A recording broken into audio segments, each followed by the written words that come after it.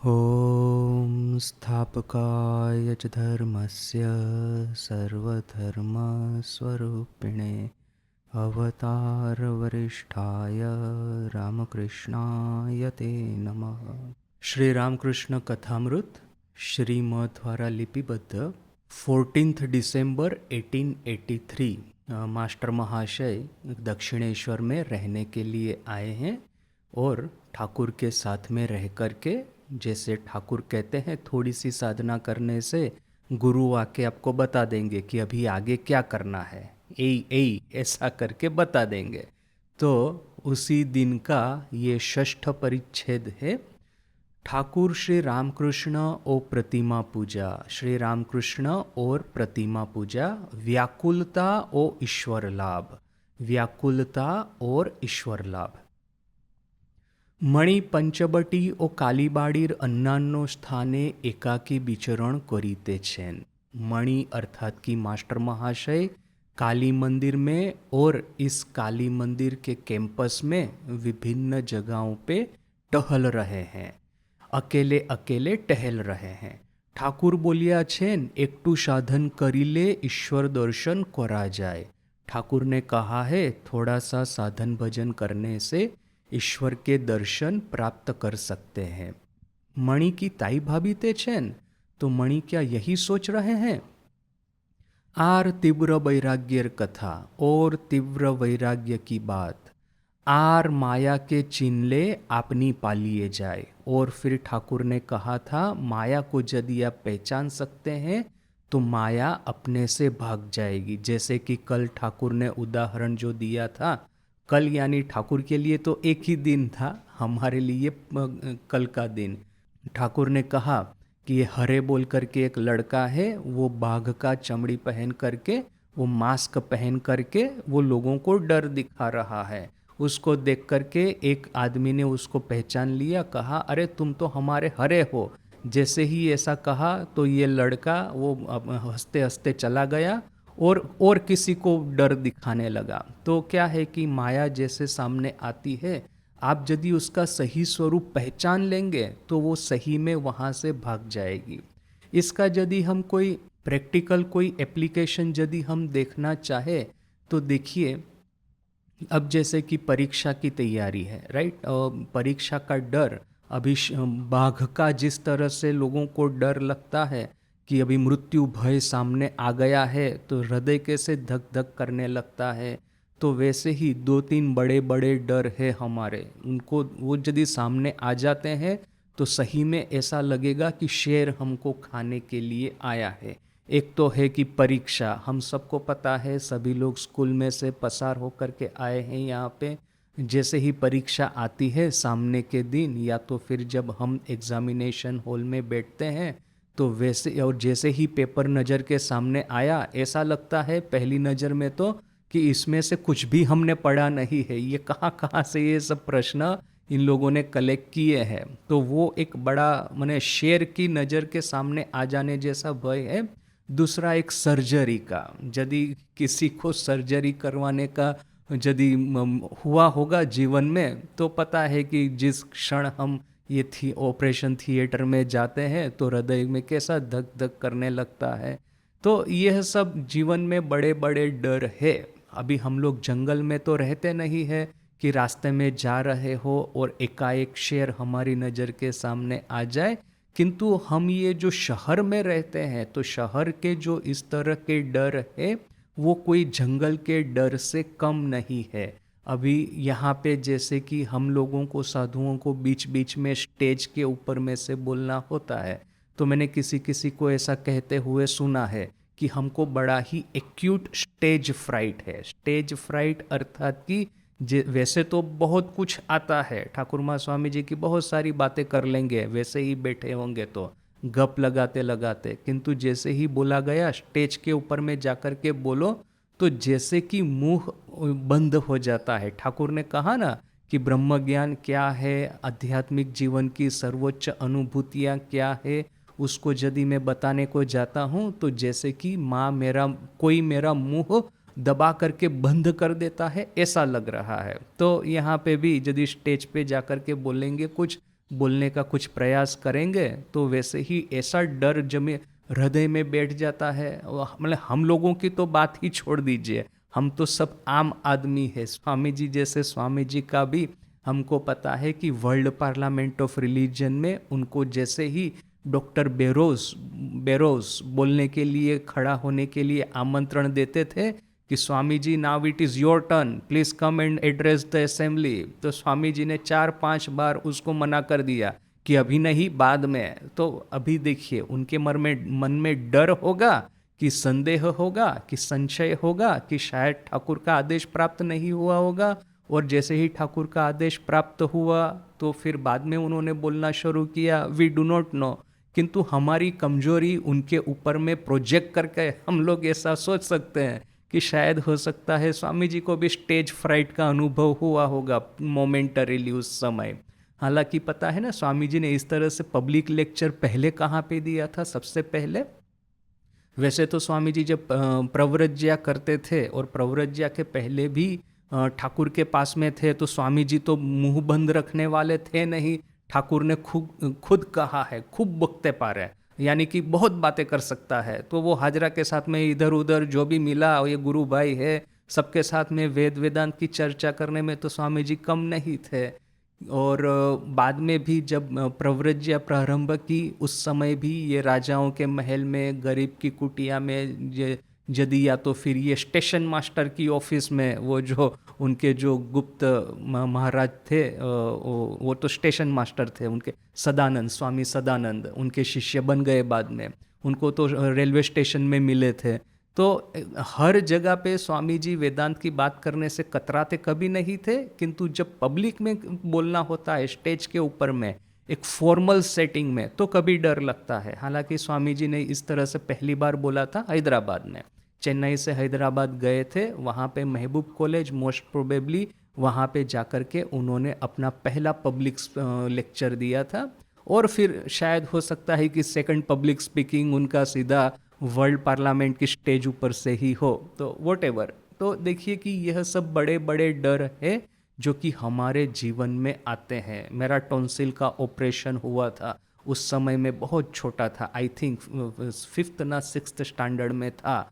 तो मुझे याद है कि मैं कितना रोया था उस समय। ऑपरेशन के पहले तो याद नहीं आ रहा है, किंतु ऑपरेशन के बाद में मैं बहुत रोया था। तो क्या है कि ये ऑपरेशन, सर्जरी, ये सब बड़ी बड़ी चीज़ें, बड़े बड़े भय है जो कि हमारे जीवन में आते हैं। और फिर जब ठाकुर इस तरह की बात करते हैं कि अच्छा शेर को पहचान लिया, शेर कोई नहीं है, ये तो मास्क पहना है शेर का, वो तो मेरा मित्र ही है, तो हमको लगता है कि क्या ये सब बातों की बातें नहीं है क्या? वो सर्जरी करनी है, ऑपरेशन थिएटर में मैं जा रहा हूँ, उस समय ऐसा लगने वाला है कि जिसके ऊपर में ये चाकू चलाने वाले है, ये वो चाकू नहीं है, वो तो सिर्फ ये केक है, ऐसा कुछ थोड़ी ना हमको लगने वाला है।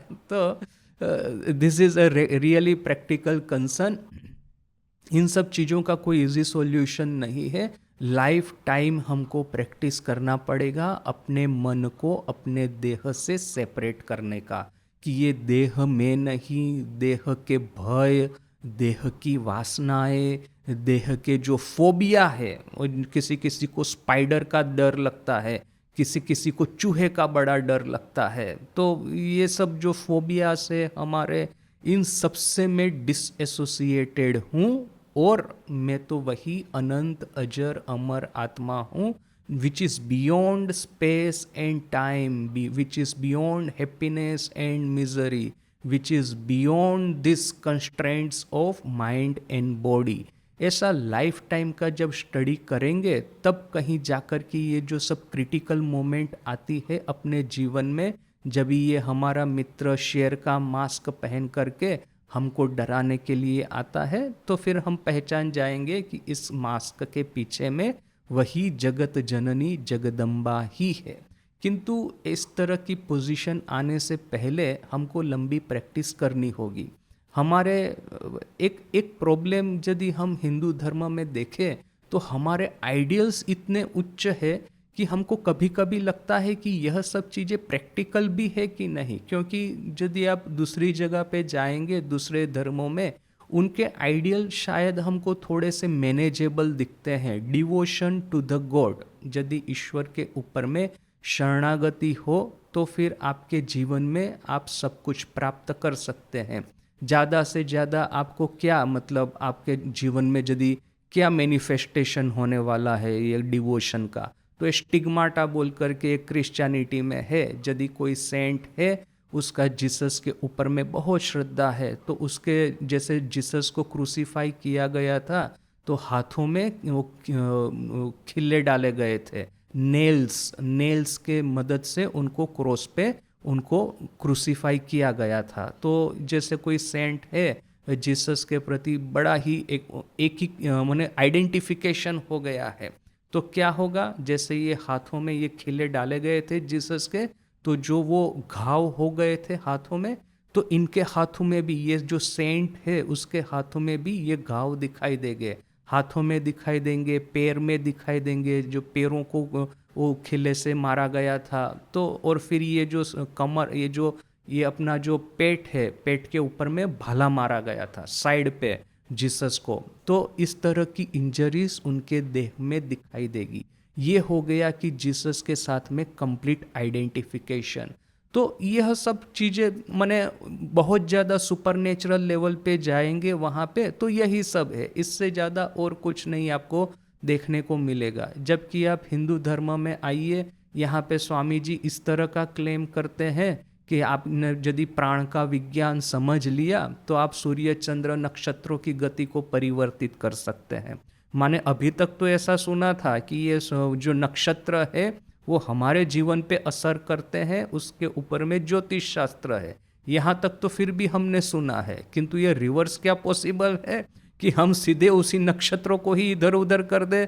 वो जैसे वो फेमस कहानी है, मैं भूल गया किसकी है, किंतु काफ़ी फेमस है, कि वो किसी एक लड़के को किसी ने कहा कि तुम्हारे हाथ में ना विद्या की रेखा नहीं है, तो उसने क्या किया, चाकू लेकर के वो विद्या की रेखा बताओ, तो उसने पूछा कि कहाँ पे विद्या की रेखा होती है, तो उसने बताया कि इस तरह से वो होती है रेखा। तो इस लड़के ने चाकू लेकर के अपने हाथ में वो विद्या की रेखा आंक दी। तो ये मैंने देखिए कि अपने बलबूते पे अपना भविष्य बनाएंगे, बड़ा होकर के बड़ा फेमस भी बना था ये लड़का। तो यदि हमारे नक्षत्र, हमारे ग्रह यदि विपरीत है, तो हम चाहे तो ग्रहों को ही सीधा अपनी गति, उनकी जो पोजीशन है उसको हटा करके वो जो हमारे लिए हितकारक है उस तरह की पोजीशन में ले आए। This is even possible according to Swami जी।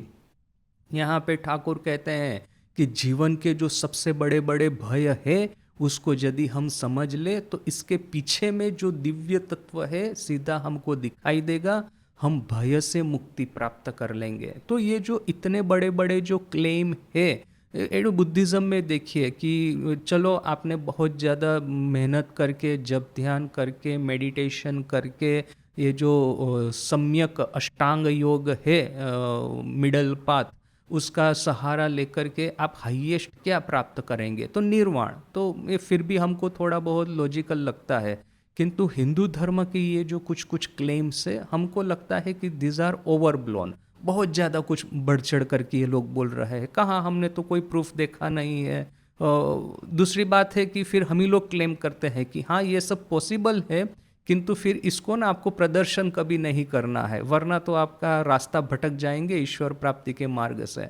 तो हम कभी कभी कहेंगे कि अरे भाई एक बार तो प्रदर्शन कर दो, हमको भी तो थोड़ा सा सधियारा मिले जो हम इस रास्ते पे चल रहे हैं, कि हाँ भाई जीवन को हम वेस्ट नहीं कर रहे हैं। किंतु फिर भी देखिए कि this is one of those things कि मैं कभी कभी सोचता हूँ कि इतने ज़्यादा बड़े बड़े क्लेम करके क्या सही में प्रैक्टिकल है कि भी नहीं, मुझे नहीं पता। अपने यहाँ पे एक साधु की कहानी मैंने सुनी थी। एक वो रिलीफ करने के लिए जा रहे थे, बड़े डेडिकेटेड थे और ठाकुर पे बड़ी श्रद्धा थी, और उस समय I think most probably Gujarat में ही वो रिलीफ के लिए जा रहे थे कहीं पे। एकाएक हुआ ऐसा कि वो जिस जीप में बैठे थे, उस समय तो वो जीप हुआ करती थी, तो वो उलट गई रास्ते से और एक जलाशय में गिरी। अभी आप सोच सकते हैं जीप के दरवाजे बंद है और आप जलाशय में गिरे हैं, तो बाहर से जो प्रेशर आएगा ना जीप के ऊपर में पानी का, उसकी वजह से वो दरवाज़ा खोलना मुश्किल हो जाता है। जो इस जीप में, वो इस तरह के व्हीकल में बैठा है, मान लीजिए उसकी जल समाधि हो ही गई, तो इन साधुओं पे लगा कि अभी तो बस गए हाथ से ही, मतलब अभी तो बचने का कोई मौका नहीं है। किंतु फिर भी चलो ठाकुर की कृपा से कैसे भी करके वो बाहर तो आ गए पानी में से। किंतु जब वो किनारे पे बैठे थे अपने, वो इमेज वी कैन इमेजिन कि वो क्या परिस्थिति हुई होगी, कितना भयानक डर और कितना बड़ा टेंशन उनके ऊपर में सवार होगा जब वो पानी में जिप में बैठे हुए डूब रहे होंगे। तो जो भी है, जब भी बाहर आकर के थोड़ा सा वो रेस्ट करने के लिए किनारे पे बैठे होंगे, अचानक उनको याद आया कि ये मृत्यु की घड़ी में तो मैंने ठाकुर का नाम स्मरण किया ही नहीं है, मैं तो अपने देह की रक्षा करने के लिए ही आतुर था। उस समय तो ऐसा नहीं हुआ कि चलो ठाकुर आपका 2-3 बार नाम ले लूं तो यदि जल समाधि हो जाएगी तो आपके नाम के साथ में होगी, तो ऐसा तो हुआ नहीं।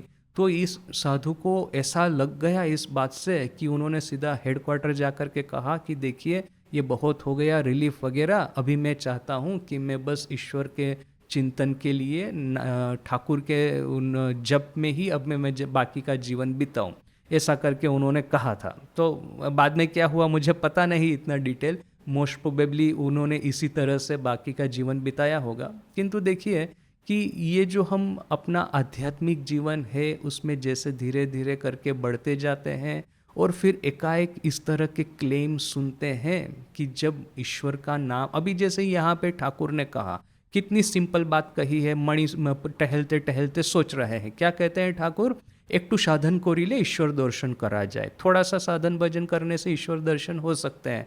तो हमको एकाएक डाउट होगा कि अरे हम लोग तो थोड़ा बहुत नहीं कर रहे, काफ़ी कुछ कर रहे हैं, फिर भी ईश्वर दर्शन क्यों नहीं हो रहे हैं, फिर भी कोई क्यों आध्यात्मिक अनुभूति नहीं हो रही है। तो यह सब क्वेश्चन प्रैक्टिकल क्वेश्चन है।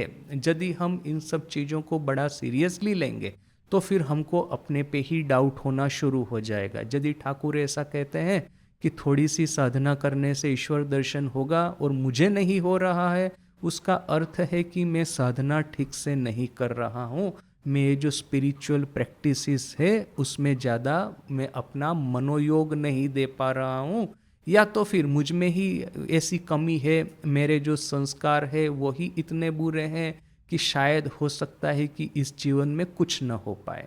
किंतु इस तरह के जितने भी डाउट नज़र के सामने आते हैं, जितने भी बार हमको ऐसा लगता है कि अरे ये शेर का जो मास्क पहन करके जो हमारे पास में ये माया आई है तो उसका सही स्वरूप तो हम नहीं पहचान पा रहे हैं, उस सब समय के लिए वही एक बात याद में रखनी है। और जैसे वो कल हमने वो कहानी देखी थी कि दो साधुओं की साधना कर रहे हैं, वो नारायण ने उनको कहा कि पेड़ के ऊपर में जितने पत्ते हैं उतने जीवन बीत जाने के बाद में, उतने जीवन काल के बाद में, उतने जन्म मृत्यु जरा व्याधि के चक्र में से पसार होने के बाद में आपको ईश्वर दर्शन होगा। तो एक साधु बड़ा उत्साहित होकर के नृत्य करने लगा, ये सोच करके कि चलो उस समय तो ईश्वर का दर्शन होगा, और दूसरा साधु है बेचारा बड़ा ही निराश होकर के एक जगह पे बैठ गया। वो सोचता है कि अरे इतने दिनों तक तो साधना की है, अभी और इतने जन्म जन्मांतर साधना करनी है तो कैसे मेरा काम होगा।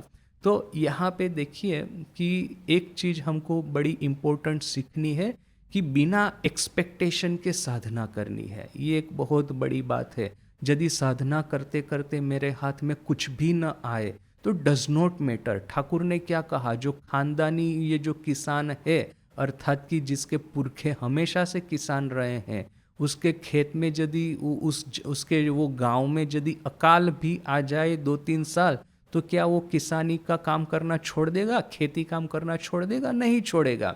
भले ही चाहे 3-4 साल उसको लॉस हो, वो अपना खेती चालू ही रखेगा। क्यों? क्योंकि उसको एक ही चीज़ आती है, खेती ही आती है। ऐसा नहीं है कि वो शहर में माइग्रेंट होकर के आएगा, फिर वहाँ पे वो कंस्ट्रक्शन साइट में वो कड़िए का काम करेगा, फिर जैसे वो लगा कि बारिश आ गया है तो शहर में से वो रिवर्स माइग्रेट होकर के गांव में चला जाएगा, फिर से खेती करेगा।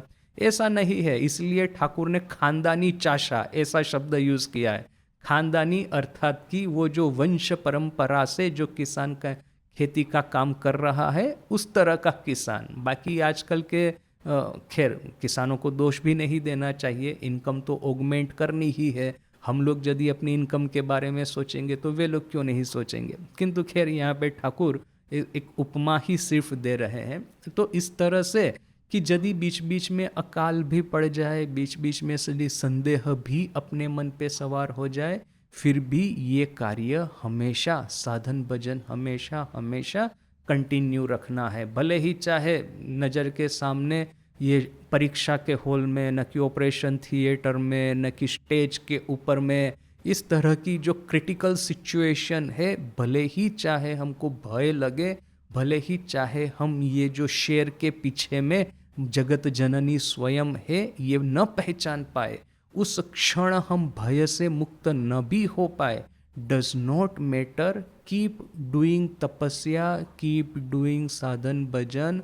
ये जो गुरु ने जो मंत्र दिया है उसका सतत जप करते रहना है। मैं कभी कभी अभी किसी के साथ बात करता हूँ इस तरह से, अच्छा कि वो आपने तो मंत्र लिया, वो जप करते हैं कि नहीं, तो वो जिस तरह से हाँ कहते हैं उसी से मैं समझ जाता हूँ कि वो पूरी बात को ही भूल गए होंगे शायद, कि मंत्र भी लिया है और जप भी करना है।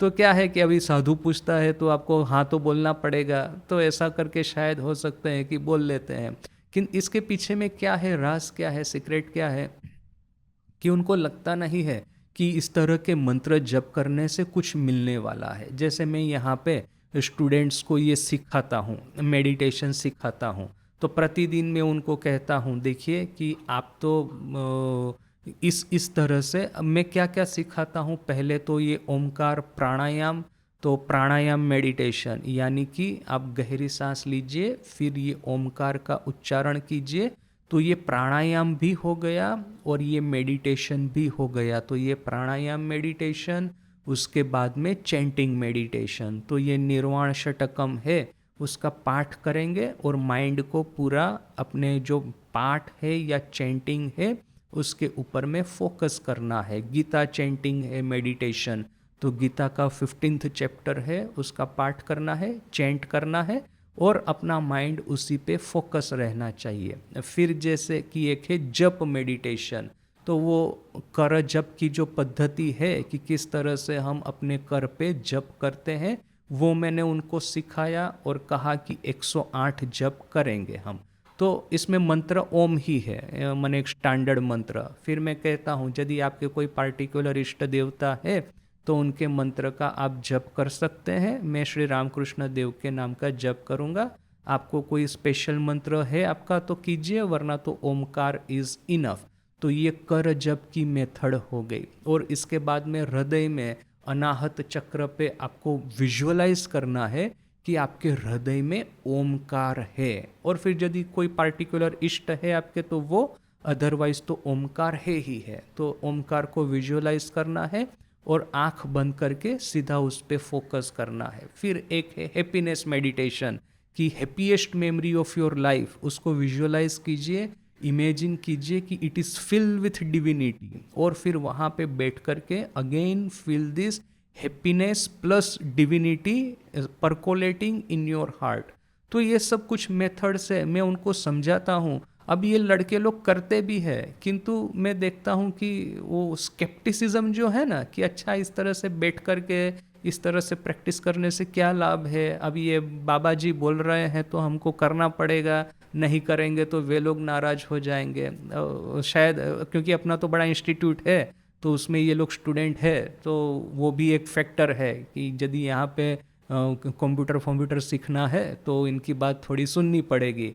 इस तरह का भाव मैं बहुत लोगों में देखता हूँ। कुछ कुछ लोग हैं क्योंकि जेन्युइनली बड़ा ही इंटरेस्ट लेकर के ये सब सीखते हैं, किंतु बहुत सारे ऐसे भी हैं कि जिनका इंटरेस्ट इन सब चीज़ों में होता ही नहीं है। मैं सिखाता हूँ बोल करके सीखते हैं। तो मैं कभी कभी उनको कहता हूँ कि देखो, मैं जब तुम लोगों की उम्र का था मुझे तो ये सब बताने वाला, ये सब सिखाने वाला कोई नहीं था।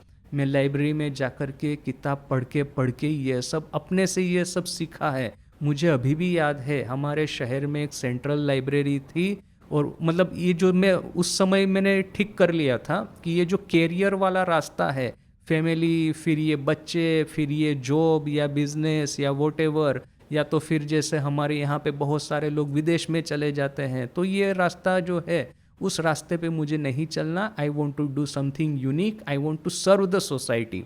किंतु serving the society means what, ये एक बड़ा प्रश्न था। तो ये जो एक्सप्लोर कर रहा था मैं अपने ये जो फ्यूचर को, अपने आइडियाज़ को, उस समय मुझे अभी भी याद है कि हमारे यहाँ पे एक सेंट्रल लाइब्रेरी हुआ करती थी, बड़ी सुंदर लाइब्रेरी थी। सुंदर इस अर्थ में कि वो जो पुराने पुराने स्ट्रक्चर होते हैं ना, महल जैसे स्ट्रक्चर, वो पत्थर की बड़ी बड़ी दीवार होती है, चौड़ी चौड़ी 2 फुट चौड़ी दीवार होती है पत्थर की, वो जो पुराने ज़माने के जो आर्किटेक्चर हुआ करते थे, तो हमारे शहर के राजा ने इसको बनाया था, आई थिंक 100-200 साल पहले।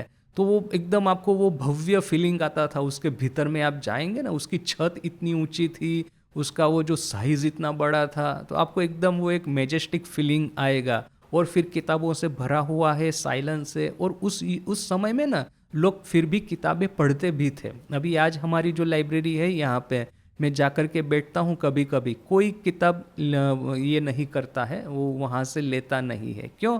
क्योंकि सभी कुछ आजकल मोबाइल पे मिलने लगा है। फिर ये जो शॉर्ट वीडियो, ये शॉर्ट, ये टेक्स्ट, ऐसा फिर एआई, इस सब की वजह से जो इन्फॉर्मेशन कंज्यूमिंग जो अपना हैबिट है वो पूरा चेंज हो जा रहा है। तो जो भी है, मैं उस लाइब्रेरी में जाता था, लाइब्रेरी में जाकर के ये सब किताबें एक के बाद एक पढ़ता था। उस समय मुझे अभी भी याद है कि शिवानंद बोल करके वो एक है ऑथर, उनकी किताबें मैंने मेडिटेशन के ऊपर में पढ़नी शुरुआत की थी, बिल्कुल पहली पहली बार। हाँ, उस समय मैंने स्वामी जी को पढ़ा भी नहीं था, ठाकुर के बारे में ऐसा कुछ पता भी नहीं था। पता था कि वो है, किंतु इससे ज़्यादा और कुछ नहीं। तो बिल्कुल पहली पहली जो इस तरह की स्पिरिचुअल किताबें पढ़ना शुरू किया तो वो शिवानंद जी की थी। और फिर कुछ समय के बाद में मैं ऐसा इम्प्रेस भी हो गया कि उन लोगों का वहीं हिमालय में कोई आश्रम है, तो वहाँ पे मैंने एक लेटर भी लिखा कि मैं आपके वहाँ पे आकर के ये मेडिटेशन प्रैक्टिस करना चाहता हूँ, तो किस तरह से करना होगा मुझे बताइए। तो एक्चुअली मैं उस समय स्कूल में पढ़ता था, आई थिंक 10th में पढ़ता था। तो वहाँ से मुझे एक लेटर भी आया, और वहाँ से लेटर में लिखा था पहले तुम ग्रेजुएट कर लो फिर यहाँ पे आना, हम लोग स्कूल स्टूडेंट को यहाँ पे नहीं रखते हैं। तो देखिए कि उस समय मेरी ये जो सब इच्छाएं थी कि मैं जो एक्सप्लोर कर रहा था स्पिरिचुअल साइड, मुझे कितने दिनों के बाद में, 12th के बाद में मुझे पता चला। मैंने सीरियसली, ये ठाकुर माँ स्वामी जी है, नहीं, मुझे पता चला था 10th के बाद में, और 6 साल बीत गए थे। उसके बाद में मेरे हाथ में स्वामी जी आए थे। वो भी कैसे हुआ था कि ये गुजरात में अर्थक्वेक हुआ था। मैंने अपने पिताजी को कहा कि मैंने ये सब तो काफ़ी एक्सप्लोर कर दिया थियरी, अभी कुछ प्रैक्टिकल करना है, तो किस तरह से मैं करूं बताइए। तो उन्होंने कहा कि वो वहाँ पे प्राइवेट सेंटर है, चलो वहाँ चलते हैं। वो मतलब प्राइवेट सेंटर हमारी भाषा में, आज की भाषा में, उस समय था कि वो रामकृष्ण विवेकानंद केंद्र है, वहाँ पे जाते हैं। तो वहाँ पे जाकर के देखते हैं वो क्या गाइड करते हैं। तो वहाँ पे थे एक सज्जन, वहाँ के सेक्रेटरी। तो उन्होंने कहा कि ठीक है, तुम लिमड़ी चले जाओ, मैं वहाँ पे तुमको, वहाँ के महाराज को लिख देता हूँ लेटर। तो मैंने सोचा ये साधु लोगों के साथ में रहना, ये लोग रिलीफ विलीफ करेंगे कि भी नहीं करेंगे, क्या करते होंगे। तो जैन साधुओं को देखा है मैंने। तो जो भी है, that was my first serious contact. और लिमड़ी में रिलीफ कर रहा था उस समय में, पहली बार ठाकुर को और स्वामी जी को पढ़ना शुरू किया। तब तो कहीं जाकर के मुझे समझ में आया कि ये जो स्पिरिचुअलिटी जिसको कहते हैं, जो जेन्युइन स्पिरिचुअल पर्सन होते हैं, they are the category apart. मैं ये जो पहले पहले ये सब किताबें पढ़ रहा था, ये शिवानंद जी की भी पढ़ी, और भी इस तरह से स्पिरिचुअल किताबें जो भी आती थी पढ़ता रहता था। मुझे किसी डिनोमिनेशन में इंटरेस्ट नहीं था, धर्म वगैरह में नहीं, किंतु ये जो योगा है, मेडिटेशन है, एक इनर लाइफ है, एक हायर लाइफ है, सिंपल लिविंग, हायर थिंकिंग, इस तरह से जो कुछ भी है उस सब में मुझे बड़ा इंटरेस्ट था। किंतु ठाकुर माँ स्वामी जी तक आते आते मुझे इसके बाद में और 6 से 7 साल लगे थे। तो मैं ये स्टूडेंट को कहता हूँ, या ये कंप्यूटर क्लास में हमारे, कि देखो मुझे तो पता भी नहीं था तुम लोगों की उम्र में कि ये ठाकुर माँ स्वामी जी कौन है, जिन्यूइन स्पिरिचुअलिटी क्या है, जिन्यूइन साधना क्या है। मैं तुमको सिखा रहा हूँ, तो मैंने आज तुमको शायद इसका इम्पोर्टेंस नहीं पता चलेगा, किंतु हो सकता है 10 year, 20 year, 30 year down the line, जब जीवन इस तरह से मुसीबतों से गिर जाएगा, और क्राइसिस आने ही वाली है।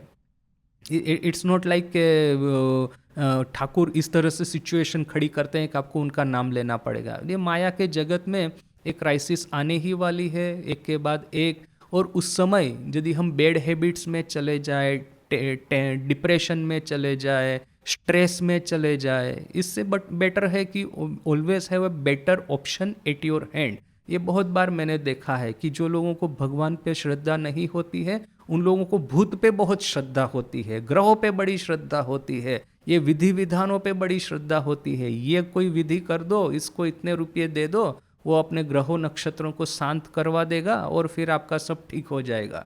तो ये सब चीज़ों में बड़ी उनकी श्रद्धा और आस्था होती है। किंतु भाई एक जेन्युइन स्पिरिचुअल लाइफ है, स्टूडेंट डे से ही, ये बचपन से ही अपने जीवन को इस तरह से धीरे धीरे करके अंदर से मॉडिफाई करते जाइए, भीतर में से अपग्रेड करते जाइए कि बाय द टाइम आप एडल्ट हो, बाय द टाइम ये गृहस्थाश्रम की क्राइसिस को आप फेस करें, you have a very strong weapon at your hand. आप रेडी हो जाएंगे बाय दैट टाइम कि किस तरह से क्राइसिस मैनेज करना है, किस तरह से स्ट्रेस मैनेज करना है, किस तरह से ट्रॉमा मैनेज करनी है।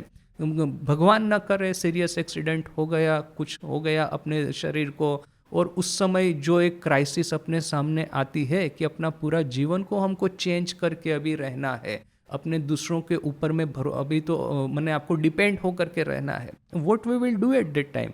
बहुत सारे इस तरह से जिनके साथ में होता है, ट्रॉमा में चले जाते हैं, ट्रॉमा में से जैसे बाहर ही नहीं आते हैं।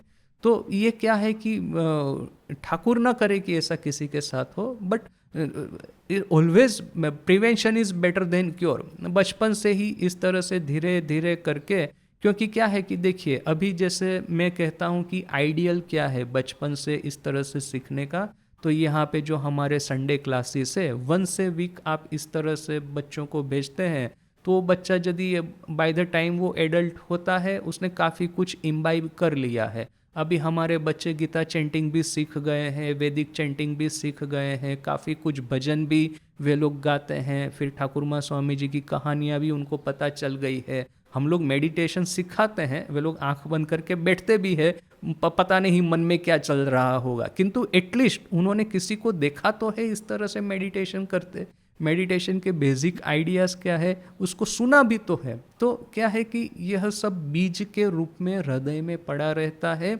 और फिर जब बड़े होकर के सुपर क्राइसिस या तो ये जो मेजर ट्रॉमा हमारी नज़र के सामने आते हैं, उस समय we have something from to draw upon. ये जो बैंक में पैसा रखा है वैसा होता है ना, अभी विदेशों में ऐसा होता है, यहाँ पे भी तो कि बच्चा अभी वहाँ पे एक्चुअली क्या है, फॉरेन कंट्रीज़ में खास करके अमेरिका में कॉलेज एजुकेशन बड़ा ही एक्सपेंसिव होता है। अपने यहाँ पे तो फिर भी ये गवर्नमेंट यूनिवर्सिटीज़ है, तो वहाँ पे वो बड़ा एक्सपेंसिव होता है। तो जैसे ही बच्चे का जन्म होता है तो कॉलेज फंड बोल करके उसके पेरेंट्स जो है उसके नाम पे कुछ रुपया रख देते हैं, तो वो इंटरेस्ट के साथ में मल्टीप्लाई होते होते बाय द टाइम वो लड़का कॉलेज में जाएगा तो वो कॉलेज फंड में से वो ड्रॉ कर पाएगा अपना एजुकेशन एक्सपेंस। तो वैसे ही ये सब आपका वो जो ट्रॉमा फंड है, भविष्य में जब भी ट्रॉमा होगा तो इस तरह से स्पिरिचुअलिटी का जो फंड आपने पहले से ही जुगाड़ करके रखा होगा, then you can draw upon it, draw from it to face the crisis, to manage the trauma and stress। तो यहाँ पे जब ठाकुर ये कहते हैं कि थोड़ा सा कुछ करने से ईश्वर दर्शन कर सकते हैं, माया को यदि पहचान लेंगे तो माया अपने से भाग जाएगी, तो ये सब पढ़ कर के ना हमको ख्याल में रखना है कि लाइफ टाइम ऑफ प्रैक्टिस ये सब चीज़ों के लिए आवश्यक है। आज मैंने पढ़ा और मैं कल सोचता हूँ कि अभी ये प्रॉब्लम आ गया, क्यों मुझे स्पिरिचुअलिटी हेल्प नहीं कर रही, तो इस तरह से नहीं चलेगा। हमने जितने भी ठाकुर माँ स्वामी जी डायरेक्ट डिसाइपल जिनको भी देखा है, देखिए कि बचपन से ही उन्होंने ये सब प्रैक्टिस प्रारंभ की थी। तो यहाँ पे भी एज फार एज पॉसिबल अभी देखिए कि हम लोगों की तो एक सर्टेन एज पे हम लोग पहुँच गए हैं। अभी ये जो फिर से वापस जा कर के आज मैं यदि ये कितना ही सोचता रहूं कि मुझे उसी समय जब मैं 10th में था पहली बार ये सब आइडियाज़ मेरे माइंड में आ रहे थे, उसके बाद में मुझे क्यों ये 6-7 साल का समय लगा स्वामी जी को, ठाकुर को, माँ को प्राप्त करने के लिए। ये अभी भी मुझे लगता है कि यदि 10th में ही मुझे ये सब पता चल गया होता, कथामृत मेरे हाथ में आ गया होता, तो मेरा बाद का जो जीवन है वो कितना सहज सरल हो जाता, मेरा स्पिरिचुअल लाइफ। तो ये सब विचार मुझे कभी कभी आते हैं ना। अभी मेरे पास में तो वो पॉसिबल नहीं है कि मैं टाइम मशीन में बैठ कर के भूतकाल में जाऊं और मेरे हाथ में वो कथामृत की किताब थमा दूं।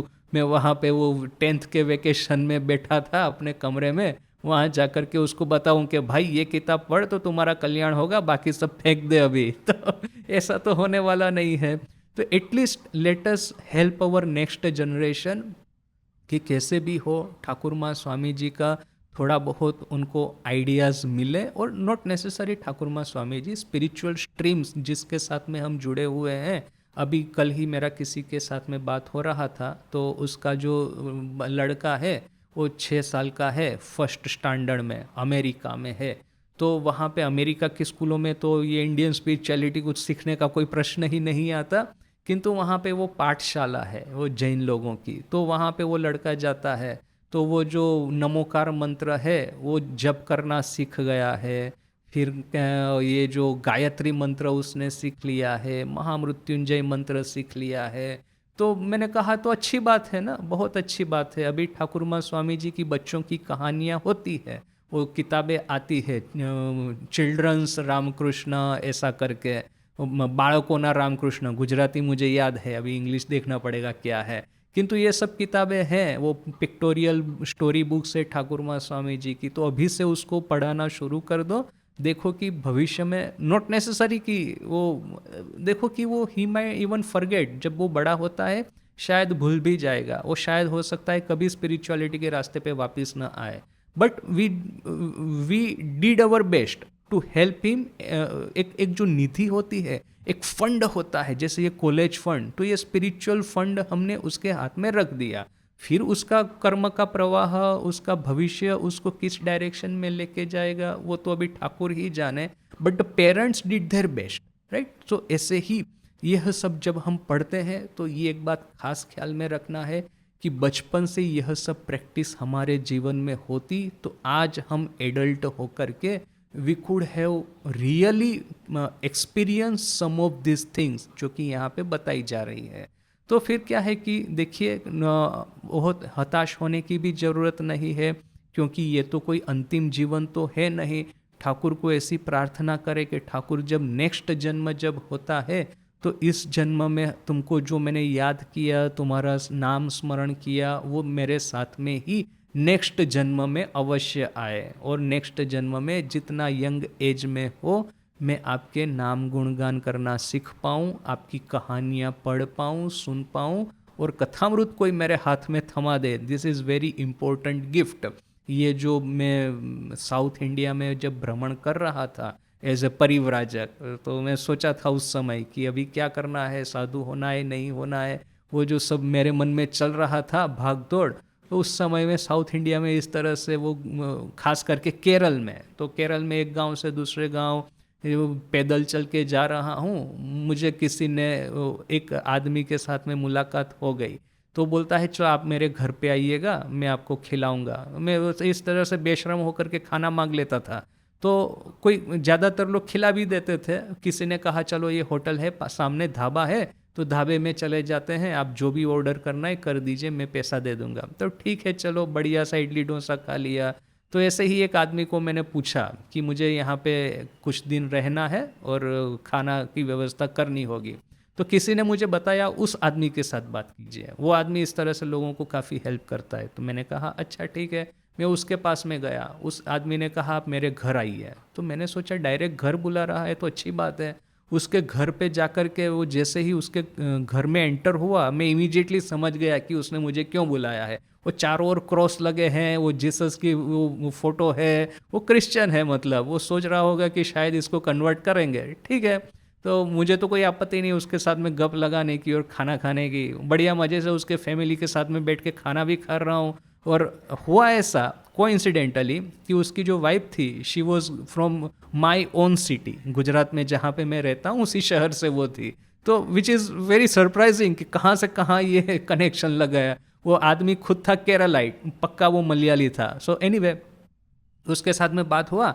फिर वो कहता है कि अच्छा एक काम कीजिए, अभी हम प्रेयर करते हैं। तो उसके और भी कुछ लोग आकर के मिले अगल बगल से, और एक वो पादरी भी था लोकल, वो भी आ गया। तो उसने वो वाइट कपड़े पहने थे, गले में क्रॉस था, सब कुछ था। तो मुझे बोलता है ये किताब है हमारी, हमारे साथ में प्रेयर कीजिए। मैंने कहा करेंगे, कोई दिक्कत नहीं है। मैं बढ़िया मजे से प्रेयर करना शुरू कर दिया। और मुझे क्रिश्चियनिटी में वो था, कंपेरेटिव रिलीजियन पढ़ा था उस समय बाय दैट टाइम। तो ये किस तरह से प्रेयर वगैरह होती है, ग्रेगोरियन चैंट वगैरह क्या है, वो अच्छे से पता था। तो फटाफट मैंने उनके साथ में उन्हीं के इस तरह से प्रेयर करना शुरू कर दिया। वो लोग बड़े खुश हो गए कि ये बंदा अभी हमारे हाथ में आ ही गया है।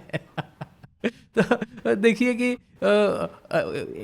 उस तरह से उस समय ये जो मैं इस तरह से मैं घूम रहा था, मैंने देखा कि ये जो स्पिरिचुअल लाइफ है, स्पिरिचुअल लाइफ सही सही में क्या है उसको आपको एक्सप्लोर करना होगा, डेप्थ में जाना होगा। एक समय आएगा कि ठाकुर आपको सही में रास्ता दिखा देंगे। ऐसा कोई चांस नहीं था कि मैं उसके वहाँ पे रह जाऊँ, क्योंकि मेरे भीतर में से जो प्रवाह था, अल्टीमेटली ये जो सबलिमल प्रवाह ठाकुर की ओर जाने का बड़ा स्ट्रांग था। एक समय ऐसा आया कि एक तांत्रिक के ग्रुप में मेरा हो गया पहचान। तो वे लोग कहते हैं तुम चलो मेरे साथ में, हमारे आश्रम में रुकना। तो मैं गया वहाँ पे, सब तांत्रिक लोग इकट्ठा हुए थे।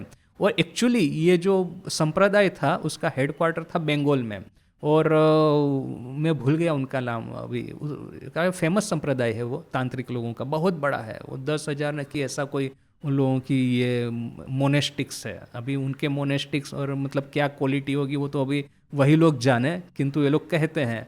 तो जो भी है, उनके आश्रम में रहा। और उस समय उनके हेडक्वार्टर से उनके जनरल सेक्रेटरी आए हुए थे विजिट के लिए। तो वो खुद मुझे अपने साथ में घुमा रहे हैं। और किसी के घर पे गए, फिर कोई वहाँ पे आश्रम में ही बैठ कर के बोलते हैं पूरा रात जप करेंगे। मैंने कहा करते हैं मेडिटेशन, चलिए। तो बाय दैट टाइम मैंने मेडिटेशन की भी अपने घर में काफ़ी प्रैक्टिस कर ली थी। मैं देखता हूँ कि मैं जितना वो सीधा बैठ कर के जितने लंबे टाइम तक मैं जप कर सकता, मतलब ध्यान कर सकता था, उन लोग उसके सामने ये लोगों का कुछ नहीं है। 10-15 मिनट में इधर उधर होना शुरू हो जाएंगे, क्योंकि नेचुरली है कि इस तरह की बातें करना तो बड़ा आसान है किंतु प्रैक्टिस करना बड़ा ही मुश्किल। तो उस समय ही वो कहते थे कि आप लोग आप यहीं पे आ जाइए, तुम यहीं पे रह जाओ, तुम्हारी सब हम केयर करेंगे, सब कुछ करेंगे। तो केयर तो देखिए कि ये जो ठाकुर की ओर जाने का यदि हमारे भीतर में ये होता, वो मतलब संस्कार, या तो फिर ठाकुर की ओर आने का यदि हमारे भीतर में ये रहेगा, तो फिर ये सब चीज़ें हमको कभी भी विचलित नहीं कर पाएगी। बट वॉट एवर, यहाँ पे जैसे है कि इस तरह से बचपन से ही यदि हम बच्चों को थोड़ा बहुत इस सब चीज़ों का ज्ञान देना शुरू करें, तो देखेंगे कि रास्ते में इस तरह के प्रलोभन है या तो फिर ट्रॉमा है, स्ट्रेस है, जो कुछ भी आएंगे हम सबको मैनेज कर पाएंगे। तो इसलिए यहाँ पे मणि जो है, मास्टर महाशय, वो ठाकुर की इन सब बातों को याद करते करते टहल रहे हैं। और ये देखिए कि सिचुएशन भी कितनी सुंदर है। हम लोग तो कल्पना भी नहीं कर सकते कि हमारा ये गुड फॉर्च्यून होता। मैं ये सब जब एक्सप्लोर कर रहा था 10th स्टैंडर्ड में, पहली पहली बार मेरी ये जो सब हायर थिंकिंग की फैकल्टी सही सही में ओपन हो रही थी। उस समय यदि मैं कलकत्ता में होता, उस समय यदि पास में ही दक्षिणेश्वर में किसी ने मुझे बता दिया होता कि ठाकुर है जाओ, और मैं ठाकुर का दर्शन करने के लिए आया होता, और फिर वहाँ पे दक्षिणेश्वर के गार्डन में टहलते टहलते ये सब सोच रहा होता कि अच्छा ठाकुर ये जो सब कहते हैं इसके पीछे में सही सही वो है कुछ ना। फिर ये अदरवाइज तो फिर ये बहुत सारे लोग ये भी कहते हैं कि ये शराब बराब पी के वो पागलामी कर रहा है। मैंने ऐसा बोलने वालों की भी तो कमी नहीं थी। वो जो most probably I think Vigyanananda ji Maharaj की बहन, उसने शायद कहा था, मैंने ऐसे ही किसी ने कहा था, एक लेडी ने, वहाँ पे वो जो कपड़े धोने के लिए आती है ना, कि ये जो पागल साधु है यहाँ पे वो रहता है और उसने कलकत्ता के 10,000 लड़कों के दिमाग खराब करके रखे हैं। तो ऐसा बोलने वालों की भी कमी नहीं थी। ये जो माँ के पास में ये जो मछुआरन वगैरह आती थी, वो मछली पकड़, उनके हस्बैंड मछली पकड़ते होंगे शायद, ये लोग जाल वगैरह धोती होगी, जो भी है। तो वो आकर के माँ को कहती थी कि उनको इस तरह की दवाई दीजिए, इस तरह का औषध दीजिए तो आपको लड़का होगा, वरना बिना लड़के के आप कैसे रह सकती है। ठाकुर सुन लिए थे, वो डर के मारे आकर के इमीडिएटली माँ को कहते हैं कि देखो मेरे पास में सब कुछ है, ईश्वर ने मुझे सब दिया है, किंतु मैंने वो सब ईश्वर प्राप्ति की साधना में सब चीज़ों को मैंने बलिदान दे दिया है। तो तुम मुझे कोई ये दवाई फवाई मत खिलाना मेहरबानी करके। तो वो हरीश को उसकी पत्नी ने दवाई खिलाई थी, कैसा पागल हो गया था।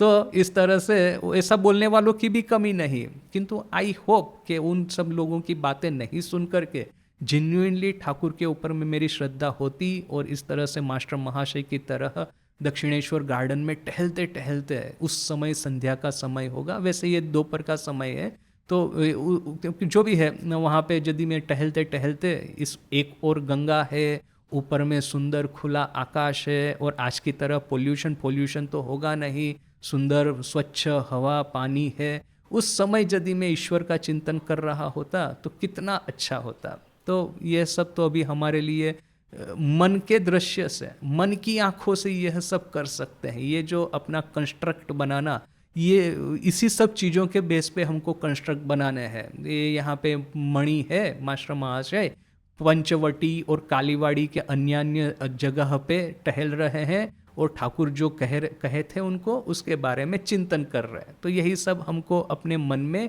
एक मन की आंखों से कल्पना का दृश्य बना करके उसमें से आध्यात्मिक रस का हमको पान करना है। बेला प्राय 3:30 होइया छे, पर ऑलमोस्ट 3:30 हुए हैं दोपहर के। ठाकुर श्री रामकृष्ण घरे मणि आबार बसिया आछे। ठाकुर के कमरे में मणि आकर के फिर से बैठे हैं।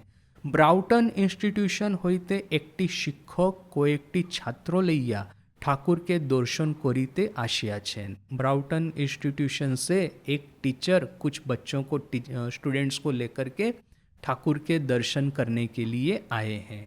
ठाकुर ताहादेर संगे कथा कहिते छेन। ठाकुर उनके साथ में वार्तालाप कर रहे हैं। ये देखिए, ये बड़ा इंटरेस्टिंग है कि टीचर अपने स्टूडेंट को लेकर के आते हैं। ये मास्टर महाशय के साथ में ऐसा हो गया था कि वो जो बार बार ठाकुर के पास में आते हैं तो फिर विद्यासागर उनसे नाराज हो गए थे, और यहाँ तक कि पूर्ण जो है उसके पिताजी ने उसको उनकी स्कूल में से हटा लिया था, ये बोल करके कि मास्टर महाशय उसका ब्रेन वॉश कर रहे हैं, वो पागल परमहंस के पास में ले जा करके। तो फिर ये ठाकुर चिंतित हो गए थे और मास्टर महाशय को कहते हैं कि अच्छा, तुमको इससे कोई प्रॉब्लम तो नहीं होगा, ये विद्यासागर जो है तुम पे नाराज तो नहीं हो जाएंगे। तो मास्टर महाशय कहते हैं यदि नाराज भी हो जाते हैं तो मुझे पता है कि मुझे क्या उत्तर देना है। तो ठाकुर बोलते हैं क्या उत्तर दोगे बताओ। तो मास्टर महाशय कहते हैं कि मैं विद्यासागर को कहूँगा कि आपने ही तो अपनी किताब में लिखा है ना कि ईश्वर के ऊपर में संपूर्ण निर्भर होकर रहना चाहिए, तो आप तो ये मैं परमहंस के पास में ले जा रहा हूँ जो कि ईश्वर के ऊपर में निर्भर है, तो फिर मैं जो किताब में जो लिखा है आपकी टेक्स्ट बुक में वही तो मैं उसको करवा रहा हूँ ना, मेरी गलती कहाँ है, ऐसा बोल करके मैं उत्तर दूंगा। तो ठाकुर भी बड़े खुश हो गए थे। और फिर एक बार हुआ ऐसा, ठाकुर कहते हैं एक शायद काम करता हूँ, मैं तुम्हारी स्कूल में आता हूँ, स्कूल में आकर के देखता हूँ कि और भी ऐसे कौन कौन से लड़के हैं। मास्टर महाशय थोड़े टेंशन में आ गए। वैसे ही तो वो जो उनके दक्षिणेश्वर ले जाते हैं उसी में वो लोग तो टेंशन में, सब उसके पेरेंट्स। अभी यदि ठाकुर स्वयं स्कूल में आ जाए और विद्यासागर को पता चले कि वो पागल परमहंस आया था बच्चों का दिमाग बिगाड़ने के लिए स्कूल में, तो फिर मास्टर महाशय सोच में पड़ गए थोड़ी देर के लिए कि कैसे मैनेज करेंगे इसको। फिर कहते हैं कि अच्छा ठीक है, आप आइए, हमारे यहाँ पे ऐसा है कि कन्वेंशन ऐसा है कि बीच बीच में कोई वीआईपी आकर के स्कूल में विजिट करते हैं, तो आप ही इस तरह से वीआईपी होकर के स्कूल में आइए, विजिट कीजिए, देखिए कौन कौन से बच्चे हैं जिसका ब्रेन वॉश कर सकते हैं उनको कर लीजिए आप सिलेक्ट। तो यहाँ पे देखिए कि वो टीचर और स्टूडेंट को लेकर के आए हैं। तो ठाकुर के हम समझ सकते हैं कि ठाकुर में वो दिमाग के भीतर में वो सब घंटी लगना शुरू हो गया होगा कि अच्छा, इन बच्चों में से कौन है जिसको कि ईश्वर की ओर पकड़ करके ले जा सकते हैं। तो ठाकुर ताहादेर संगे कथा कहिते छेन। ठाकुर उन लोगों के साथ में वार्तालाप कर रहे हैं। शिक्षकटी माझे माझे एक एकटी प्रश्न करिते छेन। टीचर बीच बीच में एक एक प्रश्न कर रहे हैं। प्रतिमा पूजा संबंधे कथा होइते छे। प्रतिमा पूजा के बारे में वार्तालाप हो रहा है। श्री रामकृष्ण शिक्षकेर प्रति, श्री रामकृष्ण टीचर को कहते हैं प्रतिमा पूजा ते दोष की। प्रतिमा पूजा में दोष क्या है? वेदांते बोले जेखाने अस्ति भाति आर प्रिय शेखाने तार प्रकाश। वेदांत में कहते हैं जहाँ पे अस्ति भाति प्रिय है वहीं पे उसका प्रकाश है। ताई तीनी छाड़ा कोनो जिनिषय नाई। इसीलिए उनको छोड़ करके, ईश्वर को छोड़ करके और कोई चीज है ही नहीं। देखिए, ये जो श्लोक ठाकुर ने कहा वो दृग्दृश्य विवेक में है। श्लोक क्या है? अस्ति भाति प्रियम रूपम नाम चैत्यंश पंचकम आद्यत्रयम ब्रह्म रूपम जगत रूपम ततोद्वयम। अर्थात कि ये जो अस्ति भाति प्रिय और नाम रूप, ये प्रत्येक पदार्थ के भीतर में ये 5 एलिमेंट होते हैं। एक तो है अस्ति भाति प्रिय और दूसरा है नाम और रूप। ऐसा 2 सेट है, 3+2, जो कि 5 एट्रीब्यूट्स या तो फिर 5 कैरेक्टरिस्टिक ऑफ किसी भी एक पदार्थ का है। आद्यत्रयम ब्रह्म रूपम जगत रूपम ततोद्वयम। पहले जो 3 है अस्ति भाति प्रिय, वो ब्रह्म के रूप के बारे में है, और जो बाकी के 2 है रूप और नाम, ये है जगत के बारे में। जगत रूपम अर्थात कि जगत के बारे में, related to world, nature of the world, and first 3 are the nature of Brahman. Brahman का स्वरूप क्या है? कोई भी एक पदार्थ है, उसको आप लीजिए तो उसके बारे में आप 5 चीज़ें कह सकते हैं। यदि ये मनुष्य है, यदि ये पेड़ है, यदि ये पौधा है, यदि ये गुलाब का फूल है, यदि ये खाने का केला है, न कि ये जो माइक है मेरे सामने, न कि फिर ये मकान है, न कि ये पृथ्वी ग्रह है, न कि ये तारे हैं। जो कुछ भी है जड़ और चेतन इस जगत में, सभी चीज़ों के बारे में ये 5 उसके ये स्वरूप है। उसके जो कैरेक्टरिस्टिक 5 है उसमें से है अस्ति भाति प्रिय, और फिर नाम और रूप। तो ये जो अस्ति भाति प्रिय है ब्रह्मन का रिलेशन, मतलब नेचर ऑफ ब्रह्मन, और ये नेचर ऑफ द वर्ल्ड। कोई भी पदार्थ होगा, इसका एक स्पिरिचुअल एस्पेक्ट होता है, एक वर्ल्डली एस्पेक्ट होता है, तभी तो वो पदार्थ बनेगा।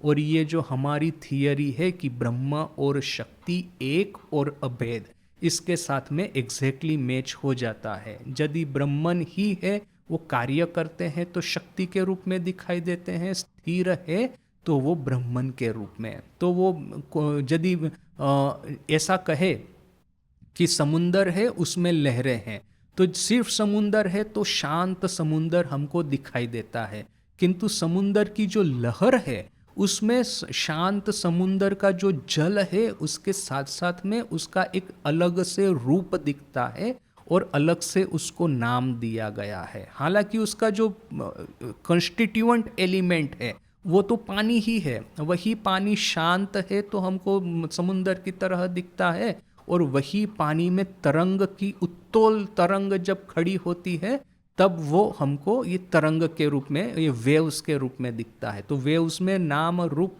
का वेव्स है, किंतु उसका जो जल है तो वही वो अस्ति भाति प्रिय रूप जल है। तो इस तरह से ये ब्रह्म समुद्र में जितनी भी तरंगे उठती है उसके भीतर का जो कंस्टिट्यूएंट एलिमेंट है वो तो वही ब्रह्मन ही है। बस वही है कि उसके ऊपर में नाम रूप का एक मास्क हमने पहना दिया है। ये जो कल की बात कि ठाकुर कहते हैं कि वो शेर का मास्क पहन करके, शेर का बाघ का चमड़ी पहन करके वो एक आदमी लोगों को डरा रहा है। जैसे ही आपने उसको पहचान लिया तो वो मास्क और ये फेंक करके वो अपना सही स्वरूप प्रकट करेगा, हंसता हंसता चला जाएगा। तो वैसे ही जैसे हमको पता चला कि ये तरंग जो है वो और कुछ नहीं है, पानी ही है, बस पानी के रूप में नाम रूप वाला इस एक मास्क पहना दिया गया है। तो जैसे ही पता चलेगा तो हम उसको पानी के रूप में ही पहचानेंगे। ऐसा नहीं कहेंगे कि तरंग है, ऐसा ही कहेंगे ही पानी ही है। वहाँ पे पानी स्थिर है, यहाँ पे पानी जो है वो डायनेमिक है, वहाँ पे वो स्टैटिक है, यहाँ पे डायनेमिक है। बस इसी तरह से, अदरवाइज तो ये पानी ही है। तो इसीलिए ठाकुर यहाँ पे कहते हैं कि जब ये टीचर कहते हैं कि प्रतिमा पूजा, तो ठाकुर कहते हैं कि प्रतिमा पूजा में दोष क्या है? अस्ति भाति प्रिय, जहाँ पे ब्रह्मन है वहाँ पे नाम रूप है। तो ये प्रतिमा भी देखिए ब्रह्मन की ही बनी हुई है, बस प्रतिमा रूपी एक मास्क उसने पहना हुआ है। ताई तीनी छाड़ा कोनो जिनिषय नहीं, इसीलिए ईश्वर तीनी, अर्थात कि उनको छोड़ करके और कोई पदार्थ नहीं है। उनको के रूप में आप ईश्वर को भी ले सकते हैं, ब्रह्मन को भी ले सकते हैं, इसके अलावा और कोई भी चीज इस जगत में नहीं है। आबार देखो छोटो मेरा पुतुल खेला कतो दिन करे, और फिर देखो कि छोटी लड़कियां है वो जो खिलौने लेकर के कितने दिन खेलेगी। जतो दिन ना विवाह होए, जितने जब तक विवाह नहीं होता है तब तक गुड़िया के साथ में खेलेगी। और जतो दिन ना स्वामी सहबास करे, जितने दिन तक पति के साथ में रहना नहीं होता तब तक ही वो खिलौने के साथ में खेलेगी।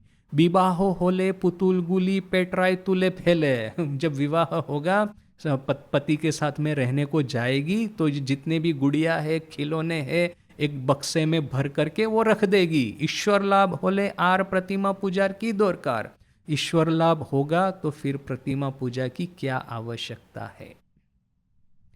अच्छा, तो आज यहीं तक, अभी कल आगे देखेंगे। ओम शांति शांति शांति, हरि ओम तत्सत। श्री राम कृष्णार्पणमस्तु।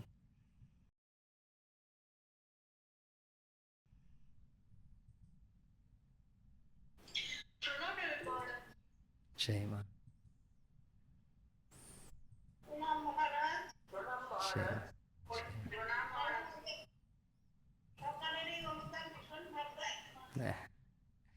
ভালো আছেন তো বন্দনা দি? अच्छा अच्छा अच्छा। जय मां जय मां जय मां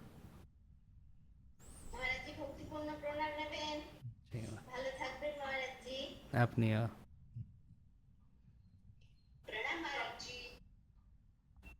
जय ठाकुर। जय मां जय मां।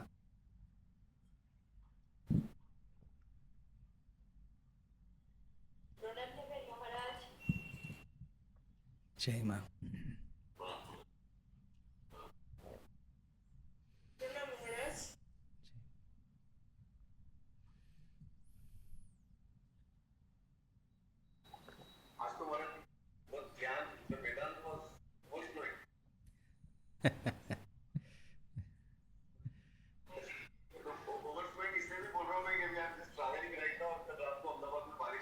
ओ अच्छा।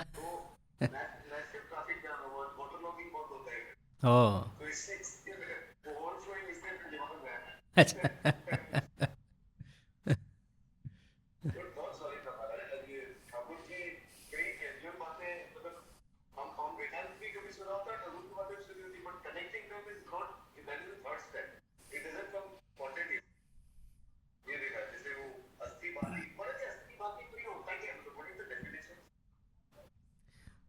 कोई भी पदार्थ होता है उसका एक अस्तित्व है, उसका एक एग्जिस्टेंस है।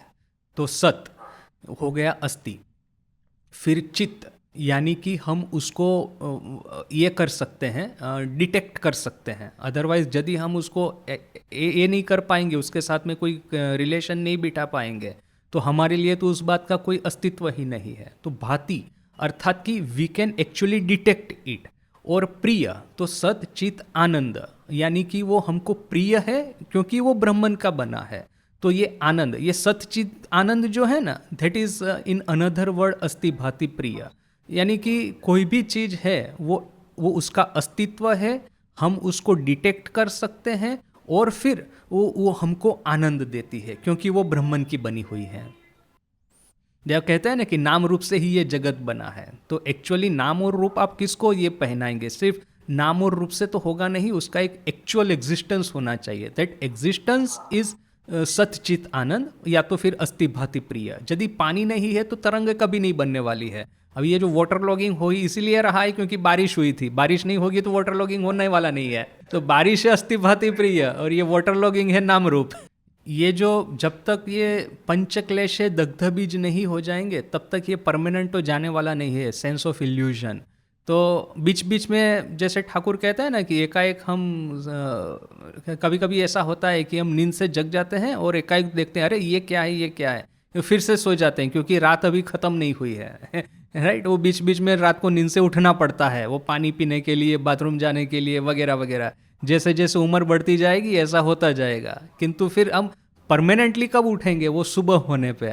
तो ऐसा है कि जब तक ये पंचक्लेश है, अविद्या अस्मिता राग द्वेष अभिनिवेश, ये दग्ध बीज नहीं हो जाएंगे निर्विकल्प समाधि में, तब तक ये परमानेंट जाने वाला नहीं। बीच बीच में ऐसा एहसास होगा कि हाँ मुझे समझ में आ रहा है कि इसका असली स्वभाव क्या है, किंतु फिर से वो आकर के गिर लेगा हमको। ये कैसा है पता है कि अभी जैसे देखिए न्यूटन जो था उसने ये लॉज ऑफ डायनेमिक्स खोज निकाले हैं। ये force is multiplication of mass and acceleration, F equals M A. तो ये जो लॉ है, लॉ ऑफ फिजिक्स, ये तो पूरे ब्रह्मांड में सब जगह पे सेम ही रहेगा, किंतु इस लॉ के ऊपर में आप जब स्पेसशिप बनाते हैं तो ये टेस्ला वाले अपने हिसाब से बनाएंगे, ये अपना इसरो वाले अपने हिसाब से बनाएंगे, चाइना वालों का अपना ये है बनाने का तरीका, अपना अपना एक रहता है कि डेवलप किया है उन्होंने over a long period of time. So science is one thing, technology is quite another, in that sense कि टेक्नोलॉजी आप अपनी अपनी डेवलप कर सकते हैं, but you can not have your own laws of physics. वो तो लॉ ऑफ फिजिक्स जो है सो है। तो यहाँ पे भी प्रत्येक साधक ने अपने अपनी जो साधना की है हमको वो मार्गदर्शन देते गए हैं कि ब्रह्मन का स्वरूप, माया का स्वरूप जो है वो वेदांत में हमको बता दिया है कि this is a law of nature, उसमें कहीं पे भी फर्क नहीं पड़ने वाला। आप तंत्र मार्ग, काश्मीरी शैविज्म, ये योग मार्ग, ये टेओइज्म, ये Jain Buddhism, what ever you follow, A nature of Brahman, nature of Maya will remain the same through out, but that way of getting read of Maya and way of attaining ब्रह्म, वो सभी साधकों ने, सभी परंपराओं ने अपना अपना डेवलप किया है। तो अपने स्वभाव के अनुसार जो भी मेथड हमको लगती है अच्छी, अपने स्वभाव के अनुसार यदि हम कॉम्बिनेशन करना चाहते हैं, मेरा खुद का एक बुद्धिज़्म पे खास करके एक है, एक सॉफ्ट कॉर्नर खास करके जैन बुद्धिज़्म पे, तो मैं पढ़ता रहता हूँ बीच बीच में, उसको थोड़ा सा प्रैक्टिस करने का भी माइंडफुलनेस ट्राई करता हूँ। So, whichever the way you can combine your sadhana, it's all game जैसे कहते हैं, all valid रास्ते हैं। देखिए हम लोग जब ड्राइविंग करते हैं तो हमको वो सेफ ड्राइविंग सिखाया जाता है। सिटी लिमिट में आपको 30-40 के वो स्पीड लिमिट होती है, उसी पे ड्राइव करना है। वो what are the best way of methods के कैसे ड्राइव करना है। मैं एक बार एक इंटरव्यू पढ़ रहा था, वो अमेरिका के प्रेसिडेंट का वो जो लीमो होता है ना, लिमोजिन, तो उसको कैसे ड्राइव करना है, तो उसके मिलिट्री के सब ड्राइवर होते हैं वो सब, उनको सिखाया जाता है सुपर फास्ट स्पीड पे चलाना है, यदि वो दुश्मन अटैक करे तो इतने शार्प टर्न लेने हैं वगैरह वगैरह, हाईली रिस्की। वो देखेंगे आप तो हमारा हृदय धड़कने लगेगा, इतना मैंने डेंजरस वे लोग वो स्टंट करते हैं। ये फॉर्मूला 1 रेसिंग ड्राइवर है, कैसा वो गाड़ी चलाते हैं। तो एक नॉर्मल वे ऑफ गाड़ी चलाना है और फिर वो हाई रिस्क गाड़ी चलाना है, राइट। तो अभी जिसकी छाती में जितना दम है वो इस तरह से चला है, तो हम लोग वो फॉर्मूला 1 ना कि ऐसा कुछ करने को जाएंगे तो अपना हार्ट ही फेल हो जाएगा, राइट। सो ये जो बिना एक्सपेक्टेशन के साधना करना, वो माने यदि हमारे में दम है तो मैं माँ के सामने जाकर के कहूँगा दर्शन दो, वरना ये खड़ग उठा करके अपना गला काट दूंगा। मैं बोलूँगा तो, किंतु ये काटने का मेरे में साहस है कि नहीं, वो तो एक बड़ी बात है ना। ठाकुर ने बोला है तो मैं बोलता हूँ। ठाकुर खुद कहते हैं, क्या कहते हैं कि राम प्रसाद को दर्शन दिया, मुझे क्यों नहीं दे रही हो। तो अभी वो ठाकुर उस लेवल तक जाने को तैयार थे। हम लोगों के लिए तो बातों की बातें हो जाएगी ना कि दर्शन दो वरना खड़ग उठा के गला काटूंगा। मैं कभी नहीं करने वाला ऐसा, right. So this is called managing our expectation. Swami ji Thakur जिस लेवल पे जाने को तैयार थे तपस्या के, वो जाने को मैं तैयार नहीं हूँ। So I have to manage my expectation and do sadhana accordingly.